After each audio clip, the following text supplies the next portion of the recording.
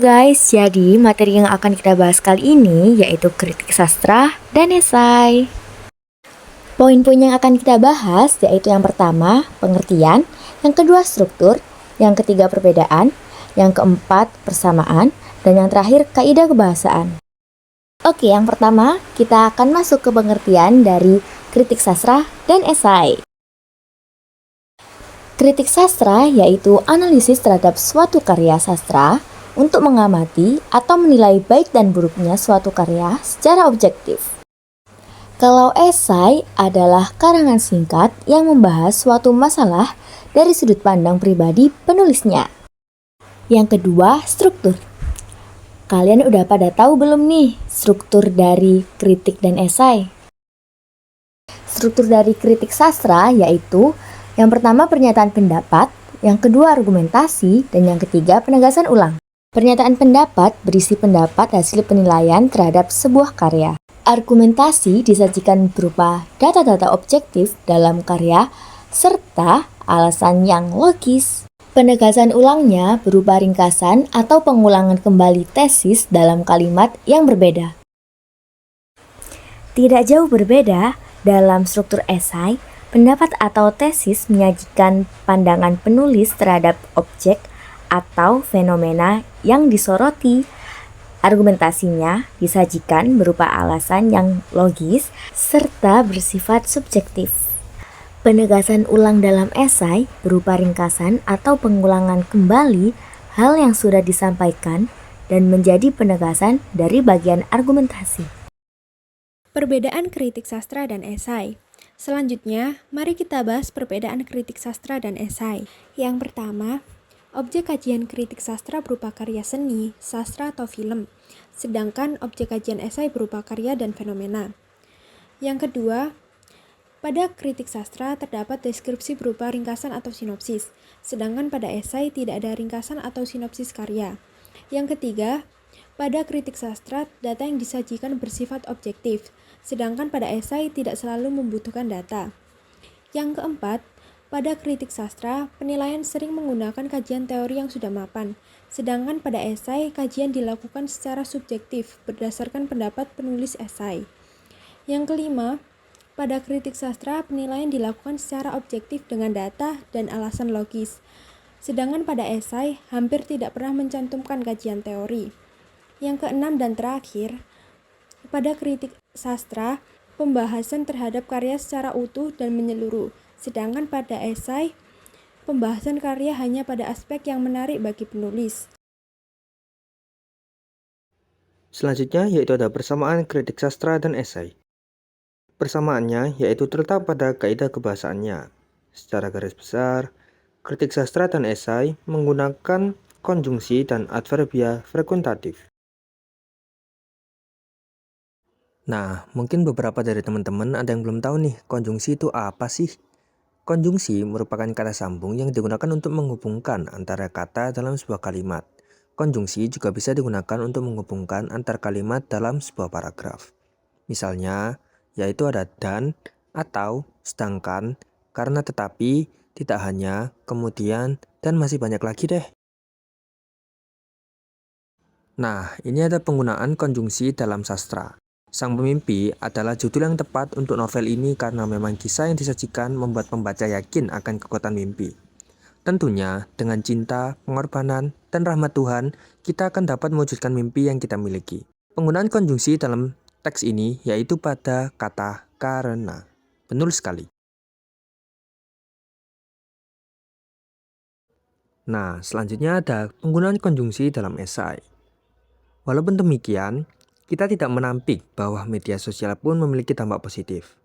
Di antaranya untuk menjaga silaturahmi dengan keluarga ataupun saudara yang jauh jarak tempat tinggalnya. Mendapatkan ilmu pengetahuan baru sebagai sumber penyebaran informasi, memperluas jaringan pertemanan, dan sebagai media-media promosi bisnis. Nah, konjungsinya yaitu pada kata, walaupun demikian, kata ataupun, kata dan.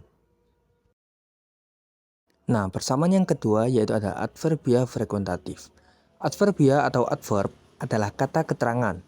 Berarti, adverbia frekuentatif merupakan kata keterangan yang menunjukkan seberapa sering sebuah subjek dalam melakukan sesuatu.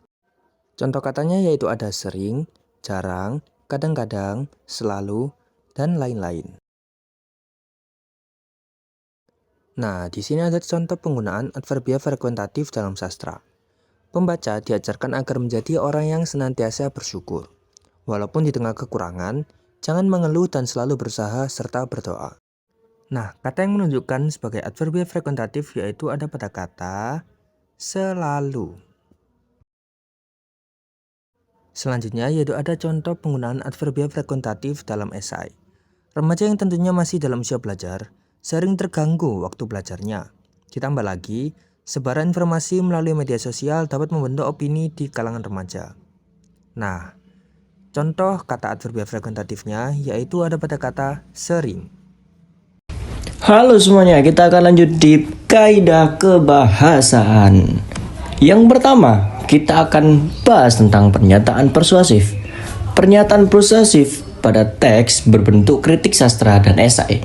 Nah, kalimat yang digunakan tidak secara jelas, merincikan suatu kalimat persuasif secara umum. Pernyataan yang disampaikan penulis itu mengulas hal dengan data atau kalimat yang logis, bertujuan agar menggugah pikiran pembaca. Setiap akhirnya pembaca setuju dengan ide yang disampaikan. Nah, ini nih guys contoh pernyataan persuasif. Yang pertama, ayo terapkan pola hidup sehat sebelum penyakit menyerang kita. Dan yang kedua, ayo rajin belajar supaya kelak mendapatkan masa depan yang cerah. Dan yang terakhir, ayo bantu kegiatan gotong royong perbaikan jalan supaya cepat selesai. Yang selanjutnya ada pernyataan fakta. Dalam kritik dan esai ini, pendapat penulis disajikan berdasarkan interpretasi teman-teman. Nah, ataupun penafsiran dari sudut pandang tertentu dengan disertai fakta-fakta pendukung. Kehadiran fakta berfungsi sebagai apa teman-teman? Ya betul, untuk sarana untuk memperjelas suatu pendapat.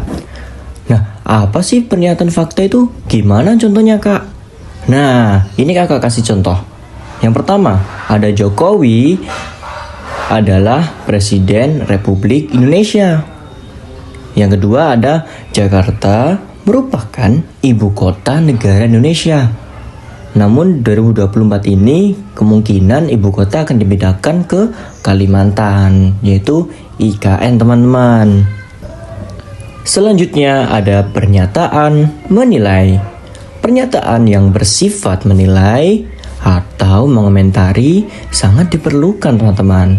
Untuk apa? Untuk mengetahui kurang dan lebihnya suatu karya yang nantinya juga akan menjadi bahan evaluasi bagi penulis. Contohnya adalah ibu itu sangat membenci terhadap semua tetangganya. Jangan ditiru ya teman-teman. Yang kedua ada tas yang dipakai paman itu sangat mahal dan langka. Teman-teman juga gak boleh iri kalau lihat seperti itu. Kita harus bersyukur apa adanya. Yang selanjutnya adalah istilah teknis. Istilah teknis merupakan kosakata yang berkaitan pada bidang ilmu pengetahuan tertentu teman-teman. Hal ini terkadang perlu dilakukan agar penulis dan pembaca dapat sepaham pada suatu pembahasan tertentu yang perlu dijelaskan secara detail. Nah, gimana sih kak istilah teknis itu?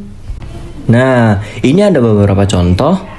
Yang pertama adalah komputer Andi baru saja diinstal. Nah, install itu termasuk ke dalam istilah teknis. Yang kedua ada Andi baru saja diberikan kata sandi wifi sekolah oleh Pak Adi. Nah, pada kata sandi wifi atau sandi wifi itu termasuk istilah teknis. Yang selanjutnya ada guru komputer kami baru saja memperbaiki jaringan internet sekolah. Yang keempat ada kantor kami baru saja membuat situs web resmi teman-teman. Oke, kita akan lanjut. Nah, ini kita udah di penghujung kaidah kebahasaan. Kata kerja mental adalah kata kerja yang melibatkan perasaan atau respons terhadap suatu tindakan atau kejadian. bukan berupa tindakan atau aksi yang bisa diamati secara fisik. Contohnya itu seperti ini teman-teman. Mengingat, merasakan, memikirkan. Kalau contoh kalimatnya, ibu sedang mengingat tadi di pasar membeli apa. Nah, selanjutnya kritik sastra. Pada video kali ini kami mengkritik film Dua Garis Biru. Sebelum itu, tonton yuk trailernya. Kapan jadiannya? Anaknya sopan. Kayaknya baik ya.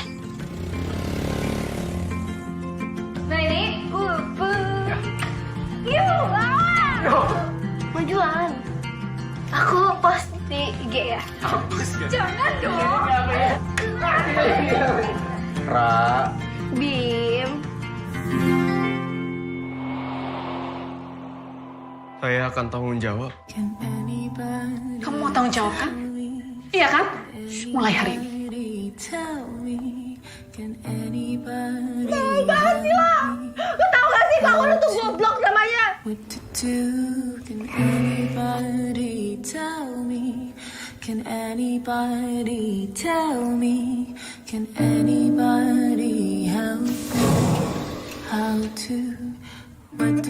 Katanya mama mau kasih bayinya ke Tante Lia sama Om Adi.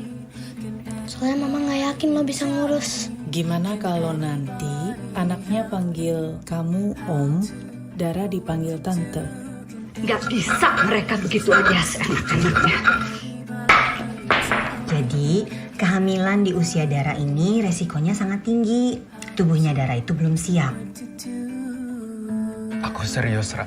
Aku serius waktu aku bilang gak akan pergi ninggalin kamu lagi.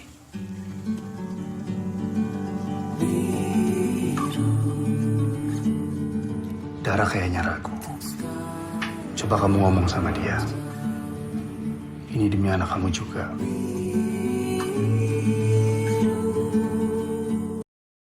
Dua Garis Biru merupakan sebuah film bergenre drama keluarga yang disutradarai oleh Gina Esnur dan tayang di bioskop pada tanggal 11 Juli 2019 dengan durasi 113 menit. Film edukasi ini menyentuh isu remaja dan kehamilan tidak direncanakan.